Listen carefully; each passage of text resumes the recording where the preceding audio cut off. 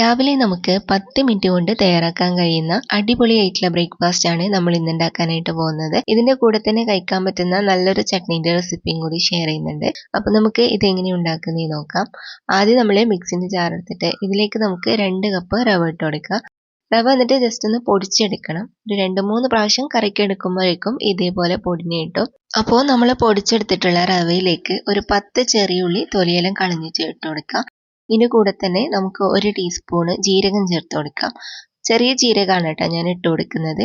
ഇനി നമുക്ക് 1 കപ്പ് തേങ്ങയും കൂടി ഇതിന്റെ കൂടെ തന്നെ ചേർത്ത് കൊടുക്കാം. നമ്മൾ റവ എടുക്കുന്നതിന്റെ നേരെ പകുതി തേങ്ങ എടുക്കണേ.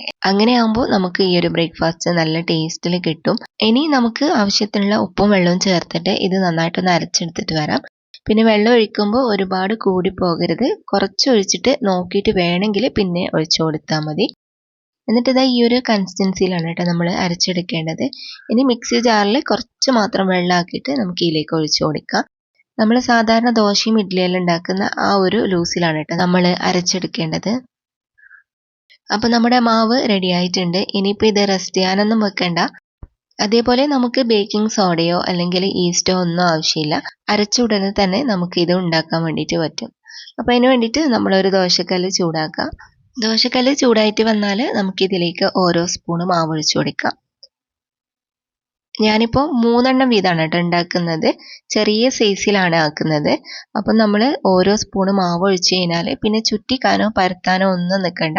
ജസ്റ്റ് ഇതുപോലെ ഒഴിച്ചു കൊടുത്താൽ മാത്രം മതി. കുറച്ച് കട്ടിയിലാണ് കേട്ടോ നമുക്കിത് വേണ്ടത്.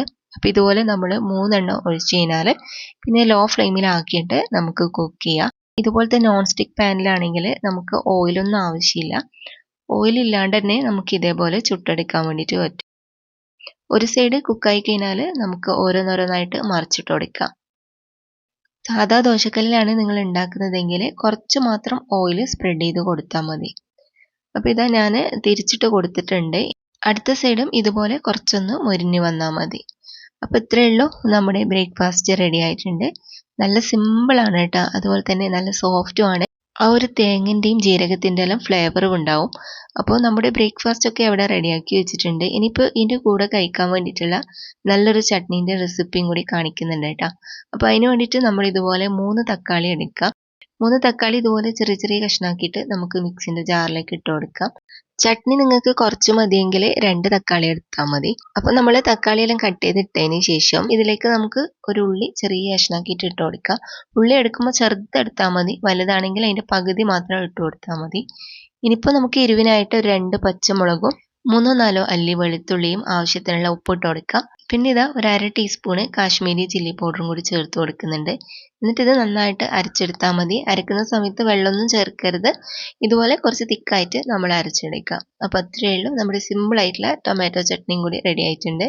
അപ്പോൾ ഇതാ നമ്മുടെ സിമ്പിളായിട്ടുള്ള റവ അപ്പവും ടൊമാറ്റോ ചട്നിയും റെഡി ആയിട്ടുണ്ട്. ഇത് രണ്ടും കൂടി നല്ലൊരു കോമ്പിനേഷനാണ് കേട്ടോ. ഇതല്ലെങ്കിൽ നിങ്ങൾക്ക് കറിൻ്റെ കൂടി എല്ലാം കഴിക്കാൻ പറ്റും. അപ്പോൾ ഈ ഒരു സിമ്പിൾ ബ്രേക്ക്ഫാസ്റ്റ് നിങ്ങൾക്ക് എല്ലാവർക്കും ഇഷ്ടമായിട്ടുണ്ടാവും എന്ന് വിചാരിക്കുന്നു. ഇതേപോലത്തെ വെറൈറ്റി റെസിപ്പികളായിട്ട് നമുക്ക് വീണ്ടും കാണാം.